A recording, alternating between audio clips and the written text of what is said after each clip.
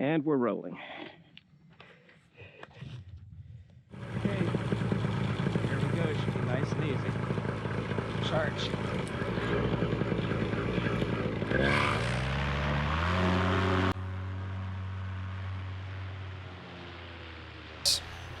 Hey folks, so today Todd and I are basically flying alone. Everyone else is either traveling or at the fly-in in Gainesville or something. But however, we both came out planning on making the best out of it, getting some flying time in. And I took off immediately. After I took off, I realized the air was pretty bumpy. I took off with a pretty steady, probably about 5 knot wind. And, as far as that airspeed down low, it was not an issue. I was penetrating fine. But when it came to the smoothness of the air, that was a different story. It was bumpy as all get out. And I'll tell you what, while I was making headway, I was more concerned about being forced to land out someplace or some crazy thing happening. And so I noticed Todd was higher up, and so I joined him up there, and that was a lot better. But I was power parked.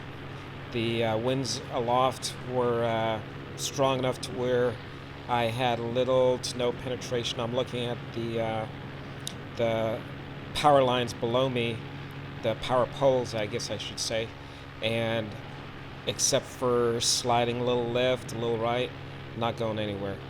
And I'm gonna try to trim out and basically see if I can't make better headway. But the whole time in the back of my head, I'm just kind of thinking, it's one of those flights where you're thinking, this might not be worth it, And so Todd was still pressing on. He was drifting much farther to the west, so he's out of camera view. But we're pressing on and trying to make the best out of it. After I trimmed out, I lost some altitude back into the mixer, and yeah, everything was telling me it's time to turn back. But I didn't want to call it too early.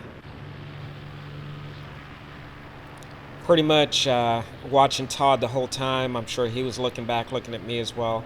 One of those things where we're trying not to feed each other in the wrong way. But he started turning back, and I took the liberty. I made a full 180. And, if anybody calls it, I'm going to say, yeah, Todd turned back. So I decided to turn back. But no, really, seriously, though, it was the best choice. We went back over safe ground, the open fields of the compound. And, flying downwind was pretty quick. Get out of here, cat.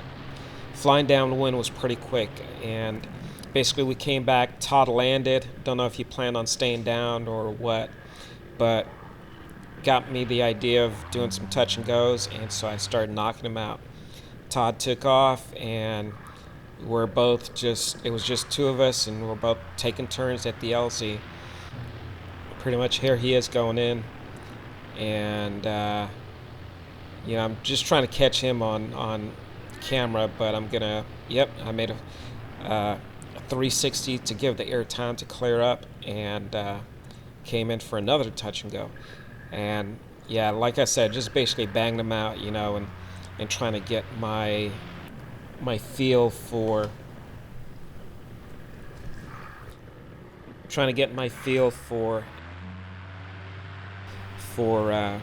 landing. Even though I have probably close to 200 flights, when it comes time for landing, there's still that bit of anxiety, and so doing this helps reduce that. I don't want to get rid of it, but it helps reduce that. But onto the scene in front of us. I noticed these RC guys, free flight guys, walking in the field, so immediately I went over, and right away I spotted the plane so quickly it actually made me wonder, is it lost, or are they just, letting it get some sun out there or something? But I pointed out to them and did a few passes, and in the end, they did lose it. and I did help him find it. And so, even though it was right there from the air, it's so obvious, but from the ground, it's a different story. I've been on the ground looking for RC aircraft, but he did find it, and it's always a pleasure to help those guys out, or any of the folks out there at RC Flyers, but especially these guys, because one of the lead free flight guys, he maintains basically all of the grass out there, keeps it mowed down, manageable, and that gives us, a decent LZ, and helps them find their planes easier. But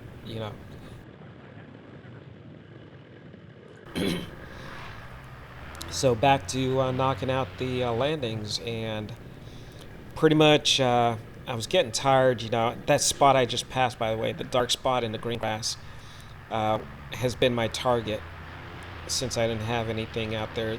That's what I marked as my target. And sometimes I hit it, sometimes I don't. Not that one. Didn't even see it there. But anyhow, just kept going at it to the point where I almost got too comfortable landing. I swear there's at least once or twice that I landed and I thought, wait, oh, it's over.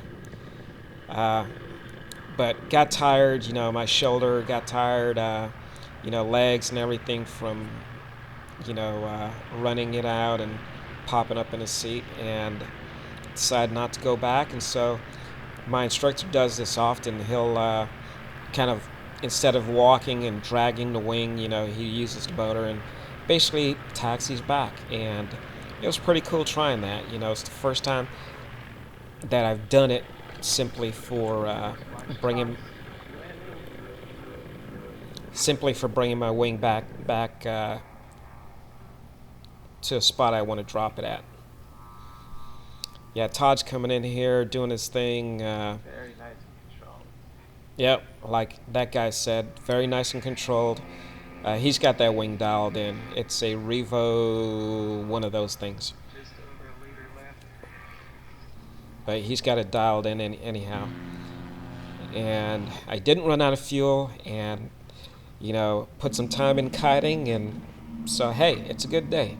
So until next time, guys, like, subscribe, comment, and just peace out. Have a good one.